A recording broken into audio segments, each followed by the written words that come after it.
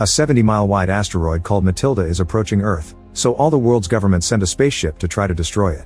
Unfortunately, the spaceship explodes as soon as it enters the asteroid field, which means humanity is doomed. In 3 weeks the asteroid will hit Earth and all life will end. Married couple Dodge and Linda hear the news on their car radio. However, Dodge doesn't react, he just mentions they missed their exit.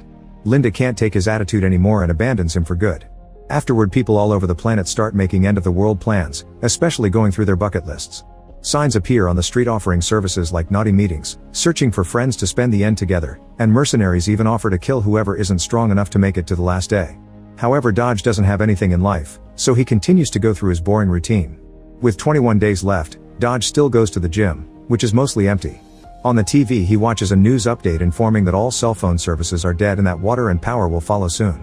Then Dodge drives to work and has to deal with worse traffic than usual because everyone is trying to escape the city to go somewhere nice. At the office, Dodge notices only a few workers have come today. He keeps on picking up calls from clients who want to know if there's insurance for worldwide catastrophes and attends meetings that announce there are promotions available for everyone because of all the people who aren't coming anymore. However, nobody from their little group takes the offer. When Dodge goes home, he checks his mailbox but it's empty as usual. He also notices his neighbor Penny run out of her apartment after breaking up with her boyfriend Owen, who is yelling at her. Then Dodge enters his apartment and finds his weekly cleaner Elsa. Dodge tries telling her that isn't necessary for her to come again because of the current situation, but Elsa gets upset because she thinks he's firing her, so he takes it back and she says goodbye while promising to return next week. Then Dodge drinks cough syrup and watches TV, learning that the final flight has taken off and now airlines aren't working anymore. People with private planes can fly if they want, but experts don't recommend it because of the risks. Before going to bed, Dodge finds a spider in the bathroom and gets ready to kill it, but in the end he decides to let it live. That night, the spider walks all over his face. The next morning, Dodge wakes up with multiple spider bites on his face. When he arrives at work, the body of a coworker who just self-deleted lands on his car, leaving him shaken. A week passes and with only 14 days left, Dodge goes to an end-of-the-world party thrown by his friend Diane. She has a teenage boy who insults his parents before leaving and they just insult him back, not caring anymore. Her husband is finally taking out his very exclusive cigarettes and promises to share one with Dodge while Diane comments that she isn't surprised that Linda left him because she was never happy with him. This leaves Dodge in shock because he honestly never noticed.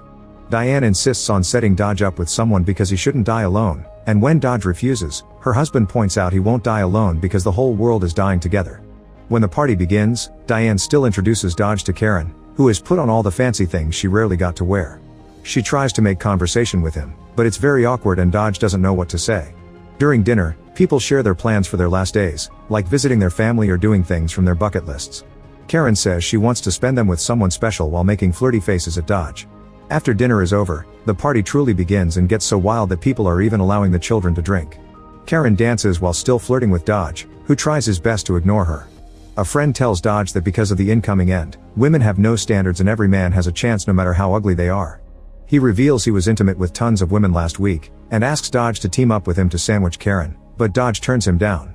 Soon the fireworks and illegal uppers come out and Dodge can't take it anymore, so he hides in the bathroom.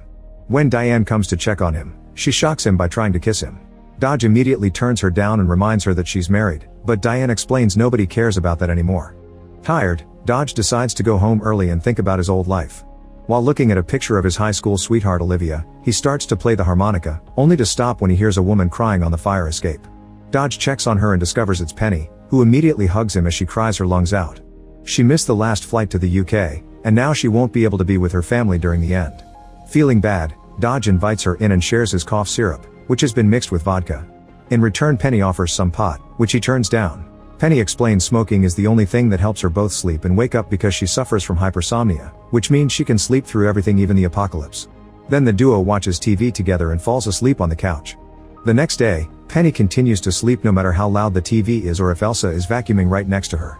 Dodge pinches her nose and nothing happens, so he plays the harmonica instead. This finally wakes her up and she announces she's finally ready to go to her apartment. They go downstairs and Penny brings Dodge a pile of mail, explaining that the mailman always sent Dodge's things to her mailbox by mistake. This has been happening for years and she's been saving it all, but she never saw him around to give it to him. The only person she knew is Linda, who Penny thinks was Dodge's roommate because she always saw her very happy with a boyfriend. Dodge is shocked to realize Linda had been cheating on him, so he goes back to his apartment and furiously destroys all of Linda's belongings, feeling like a complete idiot. Then he buys a bottle of blue liquid and goes to the park, where he sees a couple of teenagers kissing and yells to scare them away before drinking until he passes out. His plan to self-delete fails and he wakes up perfectly healthy the next morning, only to find an abandoned dog tied to him and a note that says sorry. With only 12 days left, Dodge takes the dog and starts making his way home. As he walks through the city, he notices people have finally gotten violent, meaning there are fights, fires, and looting everywhere.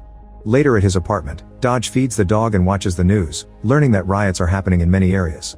He also starts going through his old mail and is shocked to find a letter from Olivia from months ago. She explains she never stopped thinking about him and wanted to check on him, but she also tells him not to find her because it's too late for them. Her last line says he was the love of her life. Suddenly a brick breaks through his window and the alarms in the building go off as the riots come closer. There already are violent people in the hallway, so Dodge takes the dog, the harmonica, and the letter before going out through the fire escape.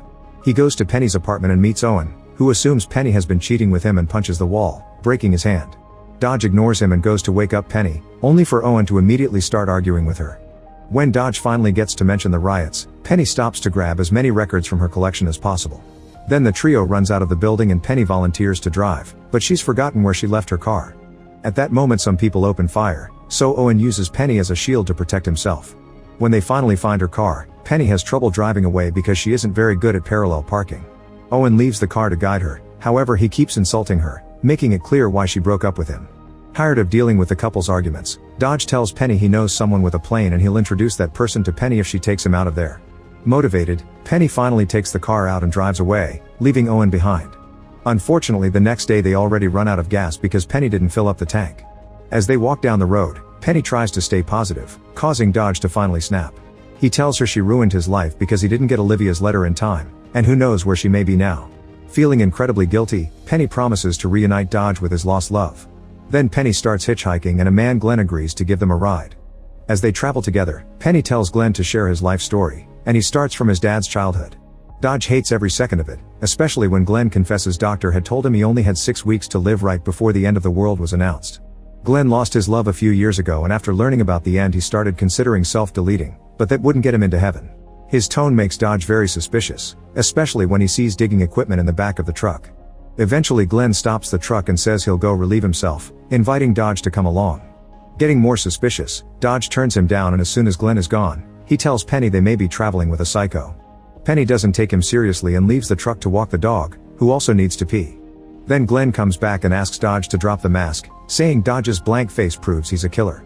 Dodge denies such a theory and Glenn apologizes for the misunderstanding, explaining he hired a mercenary to end things for him. As he laughs, Glenn suddenly is shot, and Dodge sees the mercenary drive away. Afterward Dodge and Penny bury Glenn's body with his own equipment and leave in his truck. Eventually they find a restaurant called Frenzies by the road and decide to stop for a drink. The waiter receives them with hugs and confesses all the workers have been smoking, so now they're making up all kinds of crazy recipes. Penny and Dodge stick to the classics, getting some food for the dog too, and Penny even joins the conga line. While they eat, they share more about their old lives, but they're suddenly interrupted with a surprise. Penny told the waiters that it's Dodge's birthday so they bring over a little cake and a song. Suddenly a waitress kisses both of them and soon the party starts getting naughty, so the duo takes the dog and leave. In the truck, they notice a certain tension between them and end up doing the dirty together. Later Dodge feels guilty because of their age difference makes him feel like he took advantage, but Penny reminds him she's an adult who made a choice. Suddenly they hear sirens and are shocked to see a cop trying to pull them over. Penny wants to keep on driving because the law doesn't matter anymore, but Dodge doesn't want trouble and forces her to stop. Since she's smoking, Dodge takes her cigarette and hides it in his mouth, only to accidentally inhale some smoke. The cop comes over and lists all the things they're doing wrong, so Penny points out it's pointless. However, the cop doesn't care and arrests them anyway. In jail, the duo finds a guy who was arrested for disturbing the peace with his "the end is here" sign. Penny has a breakdown because she's failing her promise, so Dodge hugs her through the bars and explains she didn't ruin his life because he already did that to himself a long time ago. As the cigarette finally starts kicking in, Dodge admits he has no family. His mother died of a terrible illness and his father left them. Then he plays the harmonica until they fall asleep. The next morning, a new cop arrives to take on his shift and immediately releases everyone. Unfortunately he can't return the truck because it got impounded, but he does offer a ride. Penny remembers an ex lives nearby so the cop drives them there. Dodge immediately gets jealous when he meets Spec, a former military man with a great body and his own bomb shelter, crowded with other military buddies. He's obviously still in love with Penny and offers her his satellite phone so Penny can finally call her family. She cries when she finally hears her parents' and siblings' voices and even gets to listen to her baby niece for the first time. While she's busty, Spec tells Dodge that only Penny is allowed to stay in the shelter, not him. Afterward Penny asks Spec to lend her a car, refusing to stay. Speck agrees to do so but tells Penny to bring it back after she's done with her promise to Dodge. The duo continues to bond during their trip and eventually they make it to Olivia's childhood home, but nobody answers the door.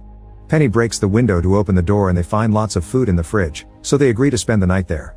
Dodge finds a record player and Penny gets to listen to her old records while she cooks. When Dodge wakes up from a nap, he shares dinner with Penny and the dog, and Penny tells him more about her family, including the love for records she got from her dad. Then Penny checks a drawer and finds a letter from Olivia to her parents, which includes a return address. Dodge gets excited and they agree to go there the next day.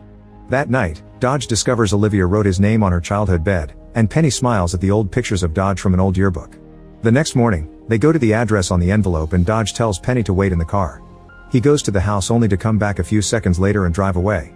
Penny is confused as Dodge explains he didn't knock, he just left a letter. An argument ensues when Penny demands to know what has changed, causing Dodge to almost crash against a line of people. The duo leaves the car and follows the line to the local beach, where people are getting baptized. Finding the sight rather sweet, Dodge and Penny share a kiss and join the people on the beach, spending the day on a lovely picnic and befriending everyone. The dog gets to play with the locals as well. Dodge tries to teach Penny how to play the harmonica and she discovers it was a gift from his dad. Then the duo keeps on traveling and arrives at a house in the countryside. The guy with a plane is Frank, who happens to be Dodge's dad. Penny gives them some privacy and Frank tries to apologize to Dodge, who explains it doesn't matter anymore since the end is coming. However, Frank still tries to be nice and the three of them spend a lovely dinner together, to the point where father and son play the harmonica together. Once Penny falls asleep, Dodge carries her to the plane and tells her she's the love of his life before Frank flies off to the UK. Afterward, Dodge goes home with the dog. He finds a note from Karen and Elsa cleaning his apartment, so he finally snaps and tells her to spend the last days with her family. Elsa is hurt because she considers Dodge a friend to hang out with, so Dodge regrets it and tells her to come back next week as usual, although there won't be a next week at all. Sometime later, Dodge watches the final TV broadcast, during which the anchorman announces the calculations were wrong and the asteroid will arrive in 16 hours. The anchorman also offers a very heartful goodbye speech, and the signal is finally cut. Feeling sad, Dodge goes to Penny's apartment and begins listening to her records, remembering everything she taught him about them. He lies down on the floor and waits for the end, listening to music until the power goes out. Suddenly the dog starts barking and Dodge is shocked to discover Penny came back. She admits she woke up during the flight and made Frank take her back. After sharing a hug, they lie down on the bed together and confess their feelings for each other. To keep Penny awake and distracted from the explosions going off nearby, Dodge keeps talking to her and asking her questions about her old life. The couple stares into each other's eyes as the asteroid hits Earth, ending it all. Make sure to subscribe and turn on notifications so you can watch more videos like this. Thanks for watching.